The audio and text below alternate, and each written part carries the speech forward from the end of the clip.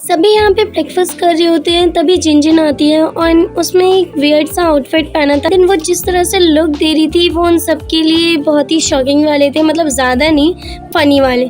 So dad पूछते तुमने ऐसे ड्रेसअप क्यों किया है, तो जिनजिन कहती है कि अब मैं स्कूल जाऊंगी। मीन्स लाइक वो सेकेंडरी स्कूल में आ गई है, वो उसे फर्स्ट ग्रेड कहते हैं। वो कहती है कि मैं क्लास में हमेशा लास्ट से सेकंड आती हूँ। इससे ये पट्टा उल्टा बांधा होता है और वहीं पे उसकी बेइज्जती हो जाती है। गैंग की बॉस वाला लुक देती है, बट जिस तरह से सर पे उल्टा वो बांध लिया एंड देन उसके बाद उसका मजाक बन गया। लिंशाओ है वो जिगी के सर पे हाथ मार देता है क्योंकि वो कहते हैं क्योंकि जब जिनजिन कहती है ना कि जिसने भी मुझे परेशान किया मैं उसे मारूंगी, तो जिगी कहता है हाँ हाँ मारना।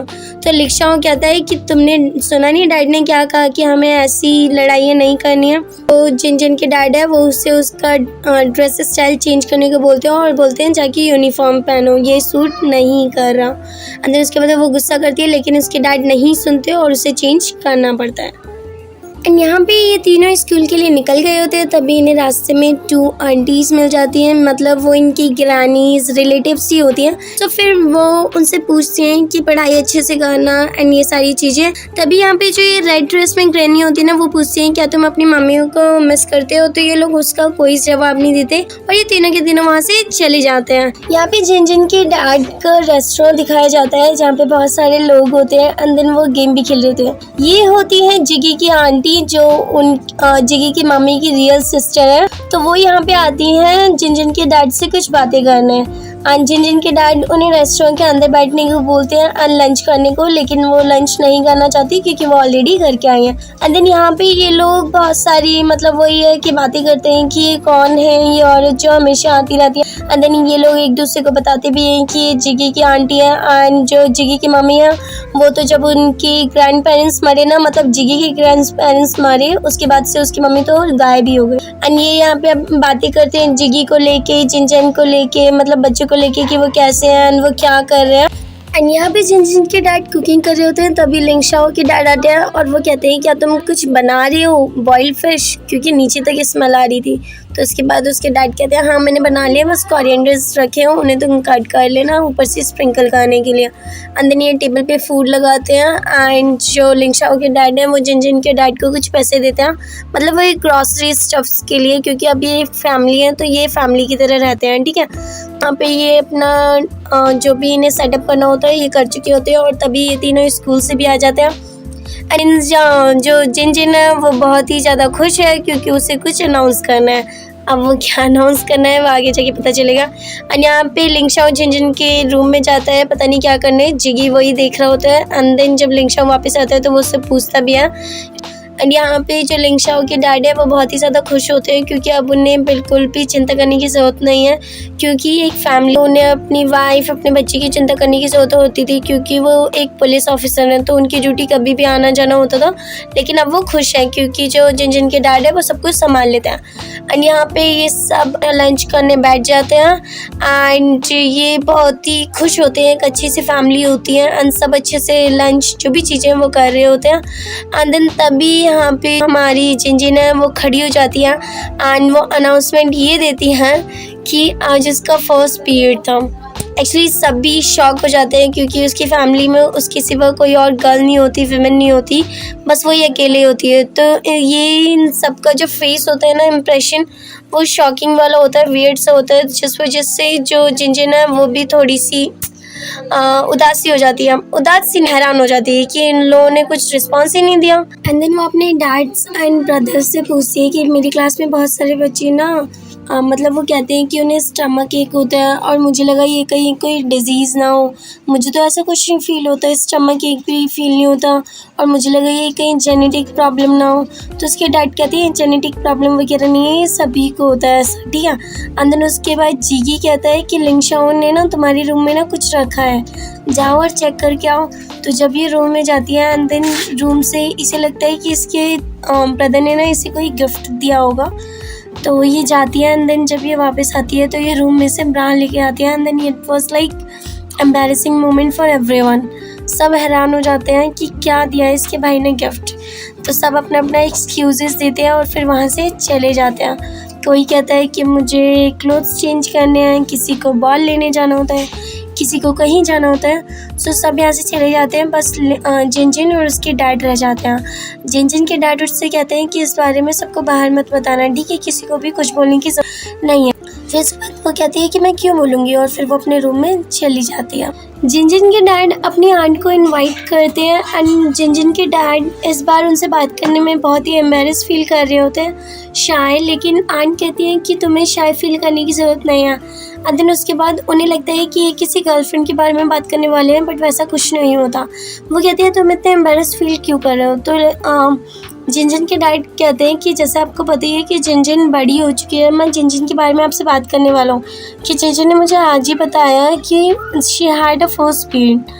एंड फिर उसके बाद वो कहते हैं कि वो पूछ रही थी कि कहीं ये प्रॉब्लम उसके जेनेटिक की वजह से तो नहीं हुई है, क्योंकि उसे लेट हुआ है, 16 की एज में हुआ है, तो ऐसा सबको लगता है कि ये लेट है। सो उसके बाद वो कहते हैं कि आंटी कहती हैं कि ऐसा कुछ नहीं है और ये जेनेटिक्स से तो बिल्कुल भी नहीं है। फिर उसके बाद वो उन्हें केयरलेस भी बोलती हैं कि एक गर्ल को रेस करना बॉय से ज़्यादा डिफ़िकल्ट होता है। एक बॉय को रेस करना और एक गर्ल को रेस करने में डिफरेंस होता है।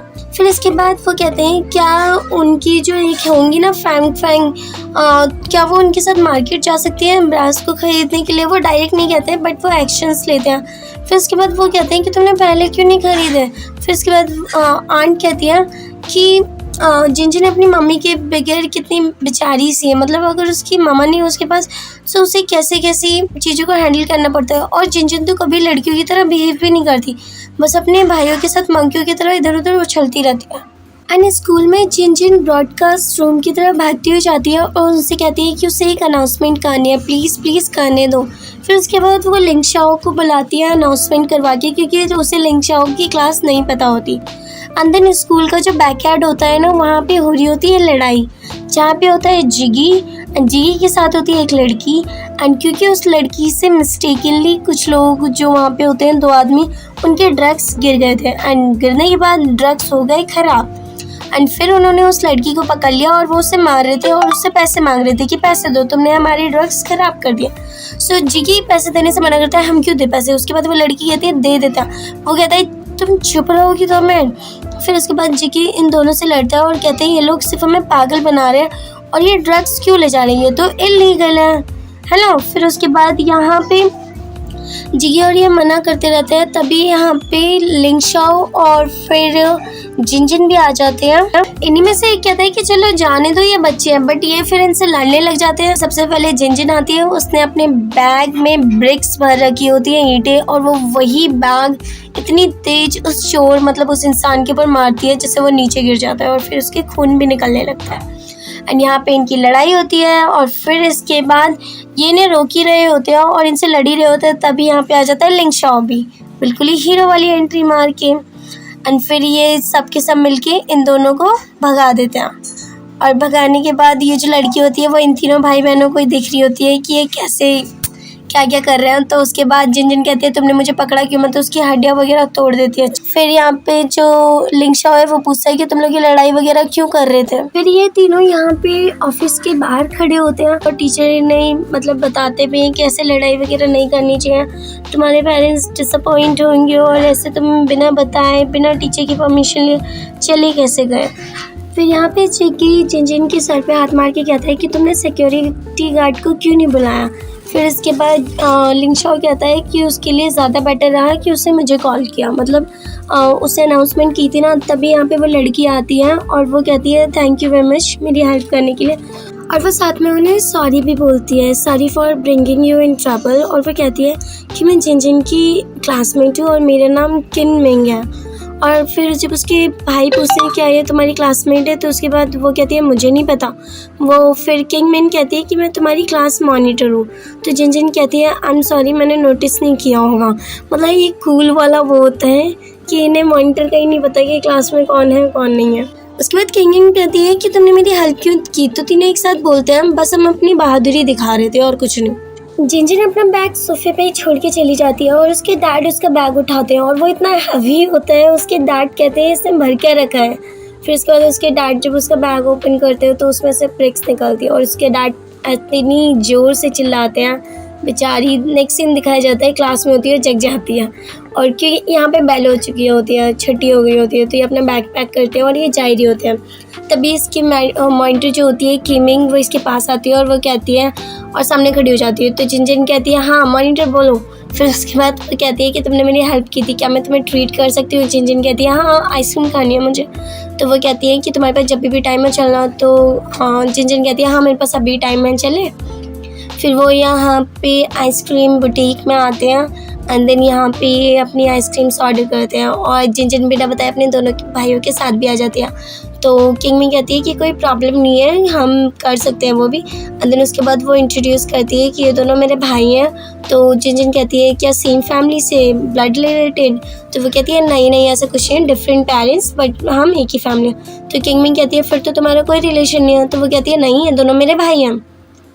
फिर यहाँ पे वो अपनी आइसक्रीम्स ऑर्डर करते हैं, डिफरेंट आइसक्रीम्स। एंड वो जिनजिन किंगमी से पूछती है क्या तुम्हारे पास इनफ मनी है क्योंकि ये इतने सारे लोग हैं।